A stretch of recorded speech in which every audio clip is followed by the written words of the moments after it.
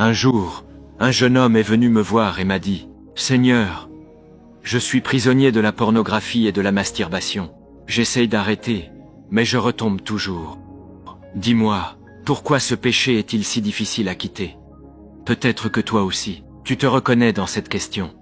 Alors écoute bien ce que je vais te dire, et partage ces paroles pour aider celui qui est dans le besoin. Ne crois jamais que ces tentations arrivent par hasard.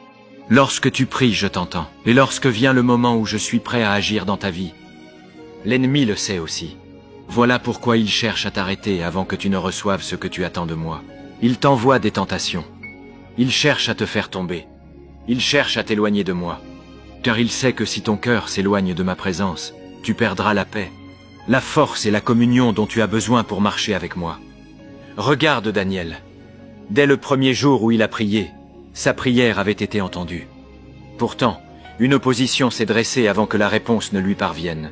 De la même manière, lorsque tu es proche d'une victoire, l'ennemi ne reste pas sans agir. Il cherche à te distraire.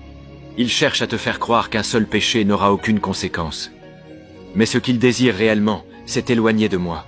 Car il sait que plus tu t'éloignes de ma présence, plus il devient facile de t'affaiblir.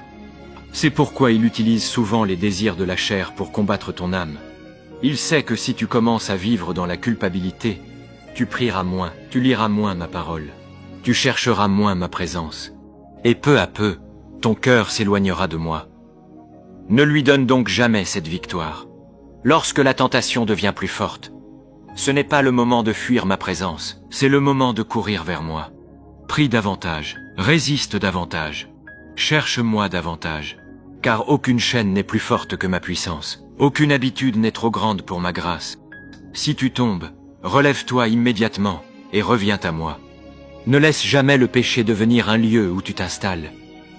Je ne t'ai pas appelé à vivre dans les chaînes. Je t'ai appelé à vivre dans la liberté. Et souviens-toi de ceci. Le diable veut te faire croire que tu es condamné. Moi, je te rappelle que tant que tu reviens à moi, avec un cœur sincère, je suis toujours prêt à te relever, à te fortifier et à te conduire jusqu'à la destinée que j'ai préparée pour toi.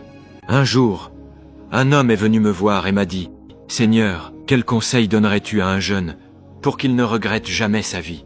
Et quel conseil donnerais-tu à celui qui pense avoir déjà tout perdu et qu'il est trop tard pour recommencer? Peut-être que toi aussi, tu penses que ta vie est déjà gâchée à cause des erreurs que tu as commises. Ou peut-être que tu es encore jeune et tu cherches comment construire un avenir que tu ne regretteras jamais. Alors écoute bien ceci. Voici les 3 conseils que je peux te donner. Alors je lui ai répondu, mon enfant, le premier conseil, choisis toujours ton entourage avec sagesse.